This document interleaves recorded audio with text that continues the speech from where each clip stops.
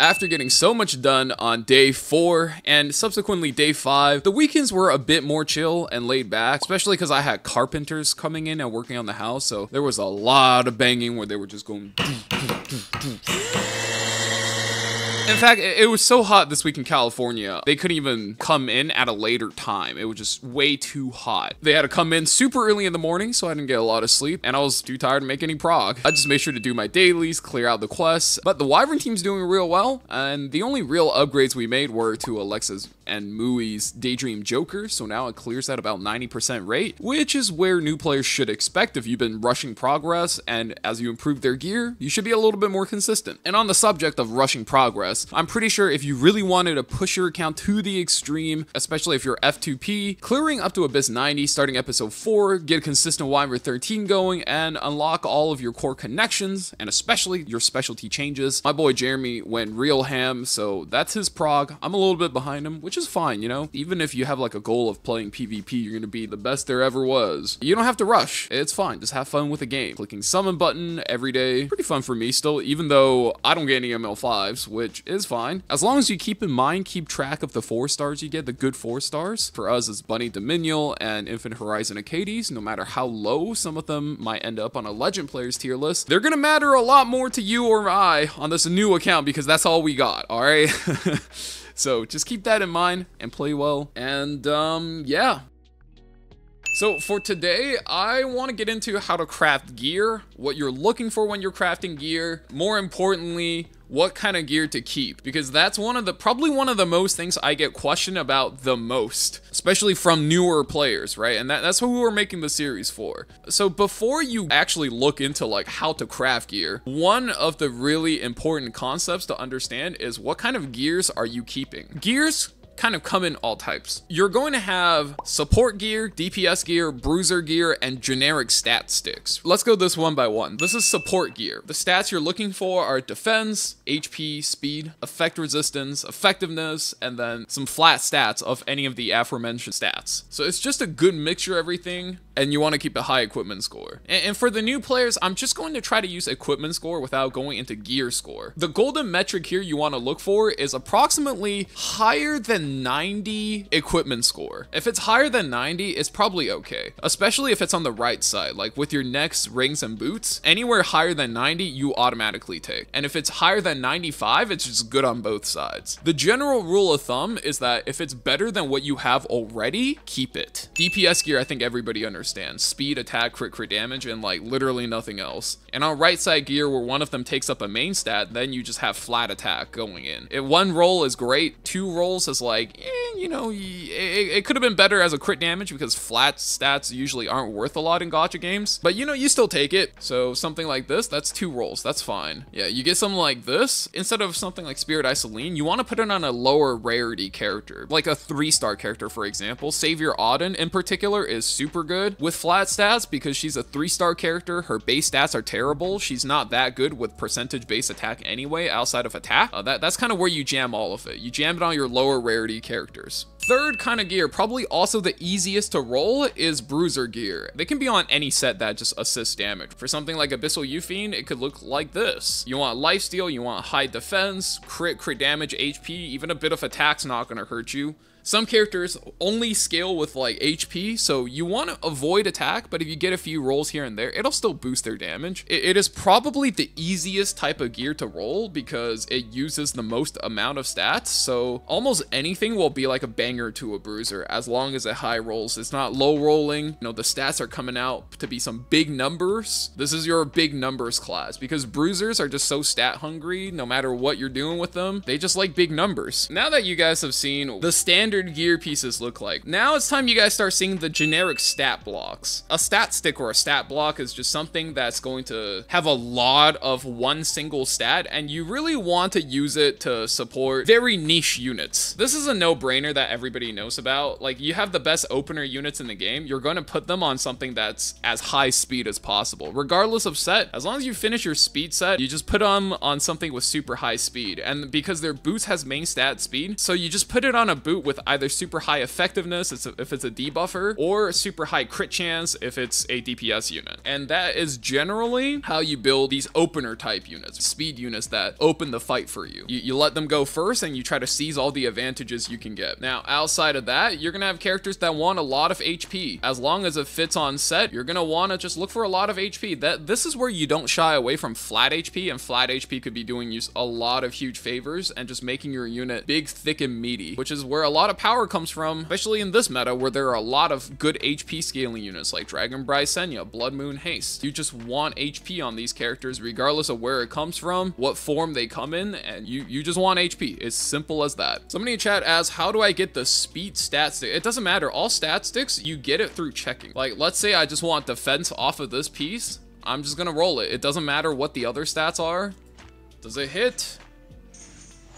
It hits, but it's too low, so it's gone. It depends on how much defense you're trying to hit. If you're just trying to hit like 30% defense, this is still on track to be able to make it, so you start going for it. You try to finish it, at least. For any other piece like speed, you check to see if it hits.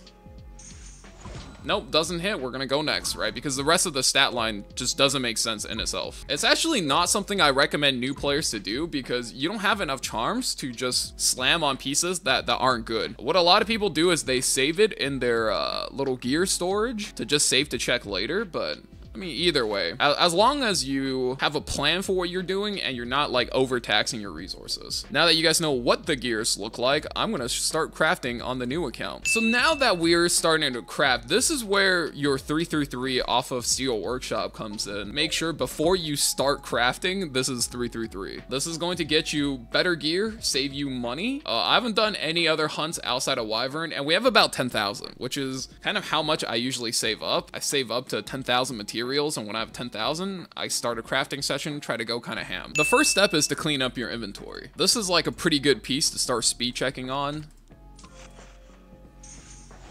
Like, that didn't hit. It's HP. The rest of the stats don't really add up that well. Like, this one can go. This one I'm going to roll as long as it dodges effectiveness, right? So one thing you need to understand is for purple gears, you get a new line added to your substats at plus 12. Disadvantage to red gear, which comes with 4 lines, is you're down a roll. That kind of puts you in a scenario where an easy rule of thumb to follow if you just want decent gear is if it hits, then we take. If it miss, then we go. Right? This is kind of a low roll, but it started max, so I'm just gonna pretend it rolled average and just keep going and forgive ones, because I just need damage gear, period. And it max rolled again, and now it's like a slightly above average even, so we actually should finish this. ER, okay, wow, this is kind of dangerous. That means at plus 15, it's a 50-50, and we need to dodge both of these, which I don't think will happen, but hey, if it's early game, ooh. Wow, we dodged. Okay, nice. Yeah, we can't reforge just yet. We need a count rank 55. But for now, 13 crit and 18 crit damage, I mean, that's a lot better. Outside of these level 88 fixed gear that they gave us, right? It's a lot better than everything else we got, so we take that. Which means because we're just doing so well on gear, we can start getting rid of these goblin gear. The goblin gear is good, but it rolls so bad, it doesn't have any late game potential. To understand, right, one thing I kind of really emphasize on, guys, is if you just want decent gear, you should aim for decent gear. Don't try to shoot too high. As long as your gear is decent, you will be able to beat most content. So go for decent gear. Now, how do you know if something is decent? I try to keep this standard where you just roll above average on every single roll. Keep a count in your head like you're counting cards. So for level 85 gear, as long as it's above average, I'm willing to take it, right? Like I'm enhancing this piece, for example. Let's just go into it, right? I don't think it's a particularly good piece of gear, but I think it'll make for a good demonstration. So it rolls plus 12 at plus 6. So it rolls 6 and 6, which is average. Now, if I want high effectiveness, I think I just keep going for it. That actually means the effectiveness that it finally turns out will be good. Now, it also high rolled an 8. right? So the attack is actually high roll, high roll. So you can see how in 2 rolls. So you really want something to high roll. High rolling is good, but you can't control how often it happens. So you just take an average. So now I have something with high attack, high effectiveness. I'm trying to think about what kind of characters can use this. I'm thinking maybe I play this on a researcher Carrot, who is a 3-star character that you can specialty change to be kind of a competent PvP carry at times, even though she has fallen off pretty hard since she was a meta character. So let's get this to 12 and see where it goes. And it low rolled, right? It high rolled once and then it low rolled. Now it's also at 12. This is where you, even at 12, from 9 to 12 is where you should have made the decision. Am I gonna finish this or am I dumping it, right? And for me, this is where I would finish the piece of gear. 12 and 15 are the super high investment ones. I don't have like immediate need for like a burn or a bleed character. So it really depends on if you're trying to like have a wide pool of gear or to build one character at a time. And for Epic 7 specifically, I do not recommend you play it like Genshin, where you're just pulling for gear to build one character at a time, and once your one character is done, you never touch them. I think that's the #1 mistake anybody can make playing Epic 7. Main reason being Epic 7 at the end game level is a PvP game. So to go back to my old account, you shouldn't look at characters and then think about gluing gear to them. But instead, how I would say is you should look at gears as individual pieces. Like the gear is what matters here, and you're gluing the characters to the gears. So this is my fastest set of gear on my entire account, right? 24, 23, 22, 21, 22. So Peyra hasn't always been on this set of gear. She's been on this set of gear before, but she's on this current set of gear because the metagame really favors her and she's really strong here. So she's on those pieces. Now, if I were to play a little bit differently and I want Sea Phantom Politis on that exact same set of gear, I would simply just swap everything over. And now let's say if I did that, she would be 2 speed faster. It would be a modest upgrade. And that's kind of the level of meticulousness you want to approach endgame gearing with. You're building these set of gears and you're putting characters to them. If you're just in early and you just like to build characters and this is how you like to have fun, fuck everything I have to say, like just do whatever you want, right? But if you want to like keep your competitive experience optimal, you are looking at your gears separately from your characters, and your characters are getting slotted into your best gear sets. Luna's a really strong character, so she's really good with immunity, so she's on my fastest immunity set alongside a really high HP set, fast HP necklace, HP ring, just because that's where her gear would fit. So coming back to a new account, this is probably going to be my default helmet I run for any burn characters, be it Carrot or even Bihu, or oh, I do have Infernal Kawazu, who doesn't really need the effectiveness here, but I'm sure it could help. So let's just go ahead and finish this. Yeah, it's a pretty big commitment to plus 15 a piece of gear.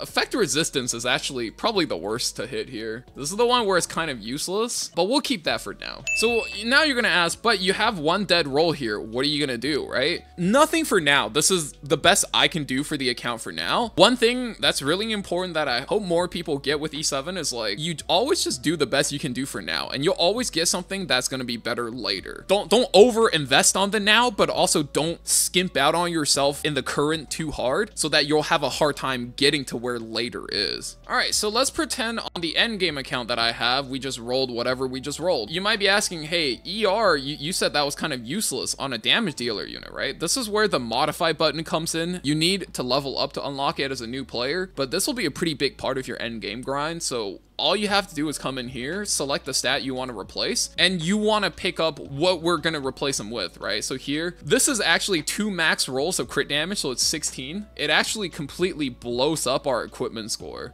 So I'm going to wait a bit before I actually commit this. But if this was on the new account and I'm just trying to finish my damage dealers, I would commit this right now and then use it until I can reforge it and just have this be one of the cornerstone damage dealing pieces for the entire account. But back to this one. So when we get the chance, this is resistance, and I'm just gonna roll it over to 4 crit. When I reforge it, it'll be 5 crit. This will be something like 26 crit damage, 7 or 8 speed, and something like 18% defense. This is a really nice piece now. We've actually managed to save it from being pretty mediocre to pretty solid. You should never be like crafting a lot of boots. Crafting boots is a trap. So the reason why you never want to actually craft anything on the right side, so if you look at this, crafting for like swords and stuff. So let's just craft a sword, any sword, right? Tink tink, what do we get?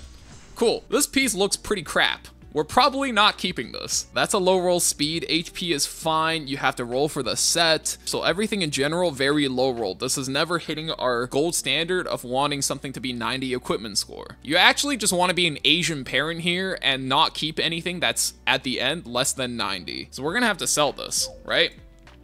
Now, the cool thing about swords is that they have fixed flat attack as their main stat. The issue with right side pieces is the main stat is random. It is so much harder to craft. And 90% of character only wants speed as the main stat for boots. So when you get flat health, you're chucking that. Percentage health, you're like maybe keeping that for 8% of all characters in the game. Flat attack, definitely never using that. Percentage attack, you're probably using that for 3% of characters in the game. There's like almost no character uses defense or percentage defense. Boots is about 7 times harder to craft than swords. So you never actually want to invest to try to craft a good boot. If you get a good drop, we take those, right? So necklaces and rings are kind of like boots. Boots are 7 times harder to craft. Rings have the added bonus of getting effect resistance and effectiveness as their main stat, which is probably a bit more preferable.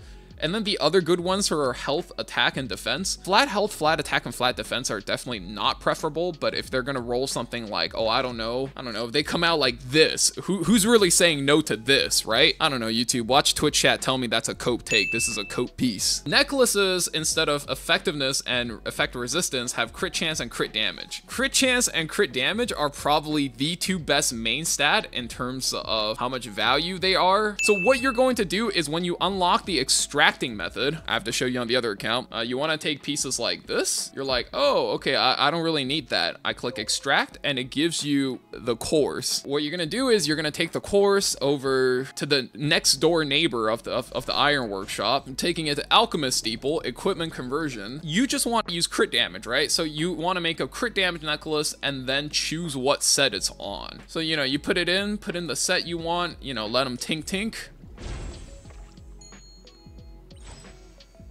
If you're a new player, speed set Bruiser gear is fine, but once you start hitting up the end game, you want your Bruisers to be on like very specialized niche sets like Destruction set, which is just better value, and Counterattack set, which gives you a lot of tempo, or Lifesteal set, it gives you built-in sustain. This is why these blue boxes are so important, because it lets you take these gems out of them, and it gives you guaranteed main stats craft on your right side, and one of them you can choose is speed for your boots. Honestly, like 50% of your blue boxes should be going towards this, because boots is honestly the most miserable slot to craft. So our first priority is take Alexa off of this set and then get Arbiter Vildred his gear back. 85, 84, that's 75. That's clearly the weakest. So let's craft some damage dealer helmets. Hopefully we can get that, and if we end up hitting some support gear, it is what it is. Now, normally you would keep specifically this piece for speed checking, because it's speed set, it starts with speed. If you roll 4, 4, 4, 4, and then one more 4 at plus 15, reforge it, it would actually be 22 speed. I don't think I'm gonna check this piece just because early game speed checking is too expensive to us gear wise. Also, when you sell stuff, you get some of the equipment powder back. Effectiveness set is kind of weird, right? Because this only gives you effectiveness, so you almost always want 2 lines on every single effectiveness set gear. You want effectiveness itself and speed, and the other 2 is ideally HP and defense, because you only use it for the debuffers. Oh, that's 3. Okay. Oh god, please. Don't give me more speed. This is actually a pretty good damage dealer piece. 3 again. I can see how this ends. So I guess I'll finish this just because we need damage. Okay, wow, that even rolled attack. This is like the world's most low rolled piece. I need damage gear like terribly. So let's finish this. 69. So that probably reforges to like barely peeking its head above 80. This is going to be what we call like a bridge piece, right? It's there to bridge the gap between your early and end game. It looks super ugly, but it'll get the job done. Oh man, where like the first roll will always go into speed. No, for more or less, your first roll's always okay. At least like it died at plus 6, so we don't have to over invest on resource just to speed check it. But god, that feels so awkward. Like, look at that. The first roll is always speed. If you have one of these accounts, like, you're gonna have a really easy time playing PvP. Not that, like, speed is the best playstyle. Actually, playing tanky is. Like, playing aggro and playing for face is super easy, and you just turn shit sideways. It's easy, right? But the most consistent playstyle is what other card games will call control. Oh man, I guess I have to get it to plus 9. Show me 14 speed, please. Okay, thank you. I can go next. Thank God. Okay. Yeah, this is why you don't want to speed check on a new account or on a free-to-play budget. Like, you see how fast we're going down on our charms on? So I think I'm just gonna leave these behind. These, like, crit set ones, it's fine. This. The speed set ones are where it really matters, because I'm here for the speed and the HP.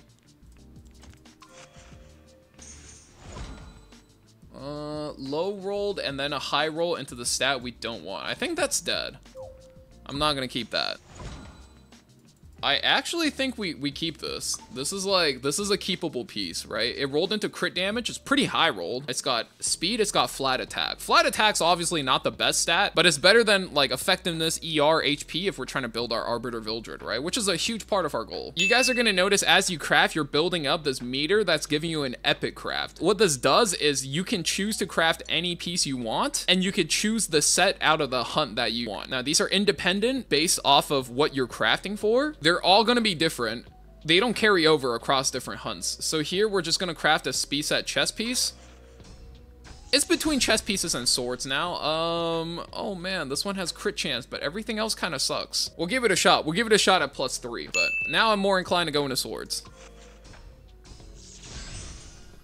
Let's see. Oh, wow. I see 4 reds in here. Yeah, okay, so this is what you want. This is what you want, okay? This one probably has the most potential, but it's only 2 good stats as well. These look kind of ugly, right? But you have to see them for their potential. I don't know how I'm describe this to the ladies in the chat, but like, fellas, y'all know when you're like trying to get at a girl and your other fellas are like, hey, hold up. I don't know if you want to get into this, but you're like, I can fix her. I see her for her potential. This is what you gotta see. Like, if we dodge the attack and we all in into the percentage HP and it high rolls, man, that's money, you know? Like, that's a piece we gonna have for life. Honestly, this is like a pretty good craft. Normally when you're crafting and you come out with 4 reds, this is what you want to see. No, just kidding, fellas. You don't want to be doing that in real life. You don't want to be like, I can fix her. You're supposed to like her for who she is. But when it comes to gears, guys, it's different. That was just a speed check. If you only get something to +3, it costs you about the same amount to sell it and refund it. So you're really not losing anything to check stuff to +3. Like that, 2 speed. This is still 22 speed potential, so we can keep going. +6 is also free. Like, it's nearly free, right? Wow, these are actually like kind of acceptable offense stats, but I don't think so. I'm not gonna bait myself, you know? All of these stats are aligned towards support, right? Flat HP, HP percentage, ER. It needs to hit these 3, not attack, and ideally they have the high roll and then not hit flat HP too many times. That's what we're going for. Like, that's exactly what we're looking for, right? +7, +7, and now it's averaged out. 12 is 2 rolls of 6, which is average. So if I wanted an average support piece, oh, I'm okay. That looks good. Oh, yeah, we're finishing that. GG's. Oh, my God. Oh, I'm just him, bro. I don't know if you guys know who I am. I've never bricked a support piece in my life. This rolled incredibly average, but for an account with no support gear, you fucking take that. Okay, so this is what you're like not looking. Effect resist, which is high rolled, but also crit damage. These are the 2 stats that absolutely don't work together no matter what. Now that might change in the future if we get a character that's like your effect resistance like scales your damage, right? But so far we don't have that. So I don't have to keep that. So for this, we're gonna do the same thing. We're gonna check it a +6. 2 rolls of flat HP on what's most likely a speed check piece, right? Because, you know, crit damage, effectiveness on a crit set. It's kind of have identity crisis over the play, so we don't have to keep that. Man, this is such a weird spot to be in as a new player, because you don't ever want to be like crafting necklaces either. Left side's just easier, but our left side's like hit so awkwardly. Like, there's almost nothing here that we can really use. I don't even know if I want to speed check that. That red's worthless. This is why you do not want to be crafting right side. It just feels bad. Like, 9 pieces are not rollable. You're multiplying how hard it is to hit a good piece of gear by an extra dimension. But when the gear came out, you guys should have seen at least 1 really good piece. And if your eyes immediately gravitated to this piece, which has 2 really good stats, it's got a good set, good main stat, 2 good lines, good enough for me to roll. Everything else can go though. Let's go roll our 1 good piece. So we rolled attack, we rolled defense, it's fine. Let's take it a 9. We rolled attack again. It's a low roll, but we take it because it's the stat that we need, and we need the gear to complete the builds. All right, let's take it a +12. It rolled defense again. Honestly, like, this might just be usable for like a future Bruiser, no? I'm gonna do the other thing you can do as a new player. Keep something at plus 12. You don't have to finish this. Like, you can enhance it and just let it be usable on characters, but you ain't ever actually have to finish something. I mean, my Angelica's on plus 12 for her entire right side, and my Furious is on a plus 12 neck. Yeah, so if you guys want to train yourself to be fast like this, first of all, anything that's blue is out. Anything that is not on speed set needs to have a percentage sign next to their like main stat. Otherwise, that's out, that's like probably out. And then on speed set, it needs to have speed or else like it's most likely out. You're always looking for like 2 to 3 percentage signs depending on what you're looking for. Those are pretty important. Like this, and then like that's too.